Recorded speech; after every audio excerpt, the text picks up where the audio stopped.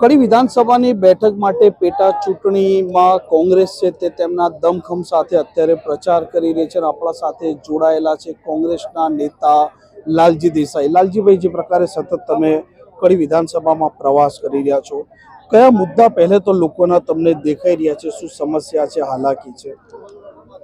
મારું તો આ વતનનો વિસ્તાર છે, રાજપુર ગામ હોય એટલે અને કડી તાલુકામાં જ્યારે ચૂંટણી હોય ત્યારે અહીંના એક આગેવાનો સ્થાનિક લોકોને સાથે સતત ચર્ચા વિચારણાઓ થતી હોય। મોટામાં મોટા જે સવાલો અત્યારે આવી રહ્યા છે, ગુજરાતમાં કાયદો અને વ્યવસ્થાની સ્થિતિ ગડબડાઈ છે, એ જ રીતે અહીંયા રોજગારીના અનેક સવાલો છે, મોંઘવારી છે, એક બાજુ પાણીના તળ નીચા ગયા પછી સરકારે જે વ્યવસ્થાઓ કરવી જોઈએ ન કરવાના કારણે, અને બીજું કે અહીં જે કારખાનાઓ કે જે કંઈ બન્યા છે કડીની આજુબાજુમાં, માનો કે નંદાસણ, રાજપુરથી લઈને છત્રાલના આખા પટ્ટા ઉપરના જે વાત કરીએ તો એમાં જે સ્થાનિકોને જેટલા પ્રમાણમાં રોજગારી મળવી જોઈએ એ રોજગારી નહીં મળવાના સવાલો છે। અહીંની પ્રજા જે પૂછી છે, કારણ કે તો પેટા ચૂંટણી છે, ભાજપના ચૂંટાયેલા ધારાસભ્ય જે છે એમનું અકાળે અવસાન થયા પછી આવેલી ચૂંટણીમાં અહીંયા ભાજપના આંતરિક ડખાઓ જે છે એ સામે આવી રહ્યા છે, કારણ કે નીતિનભાઈ કોકને ટિકિટ અપાવવા માંગતા હતા, જે શક્ય ના બન્યું। જોટાણા એટલે બહારથી જાણા એમ લાગે કે કડી તાલુકામાં ભારતીય જનતા પાર્ટી પાસે કોઈ એવું સક્ષમ નેતા નથી એટલે એમણે ઉછીનો ઉધારમાં માંગેલો નેતા બહારથી લાવવો પડ્યો। જ્યારે બીજી બાજુ અહીંયા રમેશભાઈ સ્થાનિક છે, અગાઉ ચૂંટાયેલા, લોકોની વચ્ચે રહેતા, લોકો માટે સતત લડતા એવા એક નેતા, એટલે અહીંયા એક તો જે છે એ વતનનો વર્સિસ બહારનો એવું એક લડાઈ અત્યારે ચાલી રહી છે। બીજી જે ગુજરાતના આખામાં એક જે માહોલ છે કે સમગ્ર ગુજરાતમાં ભારતીય જનતા પાર્ટીના કુશાસનના કારણે સર્જાયેલા અનેક સવાલો, મનુવાદી માનસિકતા ધરાવતા, મનુસ્મૃતિને અમલ કરવા માંગતા આજના શાસકો જે છે એની સામે અહીંની જે મુખ્ય વસ્તી છે એનો બહુ ગજબનો રોષ છે। સામાન્ય માનો કે ઇવન પાટીદાર હોય તો ખેડૂતોને ખેતીના સવાલો છે, અહીંયા દૂધ ઉત્પાદક કરતા પશુપાલકો અને અન્ય જે સમાજ છે તો એને દૂધના ઉત્પાદનના ભાવ ન મળવાના એ સવાલો છે। એટલે છે ને અહીંના લોકોના રોજગાર, ખેત પેદાશ, દૂધ પેદાશ સમગ્ર રીતે જાણે એમ લાગે કે સરકારે એમને એમના હાલ ઉપર છોડી દીધા હોય એવું લાગે છે। ત્યારે આ સવાલોની વચ્ચે સ્થાનિક વર્સિસ બહારના, રોજગારી અને સુશાસનના જે સવાલો જે છે, કાયદો વ્યવસ્થા, ખાસ કરીને ગુજરાતમાં બેન બેટીઓ પર થતા બળાત્કારની ચર્ચા ખૂબ થઈ રહી છે।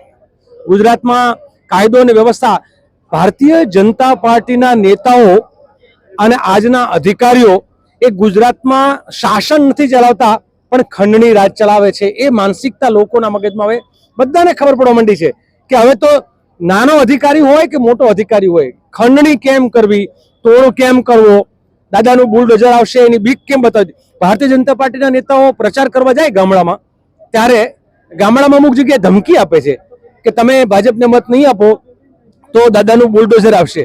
આ દાદાનું રાજ, આ બાપ દાદાનું રાજ નથી, લોકશાહી છે।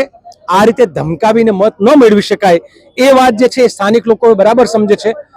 જે રીતે અમારા ધારાસભ્ય સાથે પણ અને અન્ય આગેવાનો સાથે ચર્ચા કરી, પોલીસ તંત્રને આખા બ્યુરોક્રેસીને સરકાર દ્વારા ટાર્ગેટ આપવામાં આવ્યો છે, કોઈ પણ ભોગે ચૂંટણી જીતવી એના માટે જે કરવું પડે તે કરવું।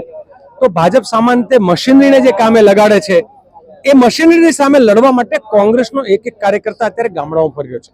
માનો કે મારી જવાબદારી છે ને એ કડીમાં હું બધે ભલે ફરું પણ મારી જવાબદારી મારા ગામની જવાબદારી છે, એટલે અહીંના એક આગેવાન, એક કાર્યકર્તા પોતપોતાના ગામની જવાબદારી કોંગ્રેસમાં સંભાળે છે। એટલે કોંગ્રેસના નેતા હોય કે કાર્યકર્તા બધા જ કેડર તરીકે અત્યારે ફિલ્ડમાં છે। એટલે મને વિશ્વાસ છે કે અહીંયા કોંગ્રેસ જે છે એ જંગી બહુમતીથી જીતીને આવનાર સમય માટે ભારતીય જનતા પાર્ટીના કુશાસન, દુશાસન સામે એક અવાજ ફેંકશે એ મને અહીંયા ચોક્કસ દેખાઈ રહ્યું છે। જે પ્રકારે નેતાઓના નિવેદન સામે આવી રહ્યા છે, Bharatiya Janata party social engineering માટે જાણીતી છે, સતત તે અલગ અલગ નાની નાની બેઠકો કરી રહી છે, પ્રચાર કરી રહી છે, તો કોંગ્રેસ માટે તે કેટલો પડકાર રહેશે, ચેલેન્જ કેવી રીતે રહેશે? જો હું એવું માનું છું કે હું એક બૃહદ દલિત કોન્સેપ્ટ જે છે એ પ્રમાણે જે પણ વંચિત, શોષિત, પીડિત છે, માનો કે દરેક મહિલા છે કે દરેક મજૂર છે, દરેક નાનો ખેડૂત છે, એ કોઈ પણ જ્ઞાતિનો હોય, આમાં ભારતીય જનતા પાર્ટીનું સોશિયલ એન્જિનિયરિંગ એટલા માટે નહીં ચાલે કે દરેક ખેડૂતને ખબર છે કે એ પીડિત છે, એ ચાહે પાટીદાર હોય, ચાહે માલધારી હોય, ચાહે ચૌધરી હોય, ચાહે ઠાકોર હોય, ચાહે દલિત હોય, ચાહે દરબાર હોય, કોઈ પણ હોય, ખેડૂત અહીંયા પીડિત છે, મજદૂર પીડિત છે, નોકરિયાત પીડિત છે, ભણેલો ગણેલો યુવા અત્યારે સરકારી નોકરીથી વંચિત છે અને ખાસ કરીને આરએસએસ ની ચડીઓ વાળાને સરકારી નોકરીમાં જે ગોઠવવાનું ભારતીય જનતા પાર્ટીનું જે ષડયંત્ર છે એની સામે આમ જનતા જે છે બરાબર સમજી રહી છે. બીજું, મોંઘવારી ને બેરોજગારી સામે સામાન્ય લોકો જે છે બહુ સ્પષ્ટ અવાજ ઉઠાવી રહ્યા છે. આ જ રીતે અહીંયા એ લોકો કહે છે ને સોશિયલ, ભારતીય જનતા પાર્ટીનું સોશિયલ એન્જિનિયરિંગ એટલે શું? ધરાયેલા ને ધરાવવાના અને પીડાયેલા જે છે ને વધારે કચડી નાખવાના. આ સામે અમારું સોશિયલ એન્જિનિયરિંગ શું? કારણ કે રાહુલજી જ્યારે આખી જાતિ જનગણનાની જે વાત કરે છે, અમારી જાતિ જનગણના એટલે સામાજિક ન્યાયની લડાઈ. ભારતીય જનતા પાર્ટીની જાતિ જનગણના એટલે ચૂંટણીમાં કેમ જીતવું એના માટે સામાજિક ગણતરી. આ એમની ગણતરી જે છે માત્ર સત્તા લોલુપતા માટેની છે. અમારી જે આખી સામાજિક અમે ગોઠવણીઓ જે કરીએ છીએ એ સામાજિક ન્યાયની છે, જે બરાબર લોકો હવે સમજી રહ્યા છે.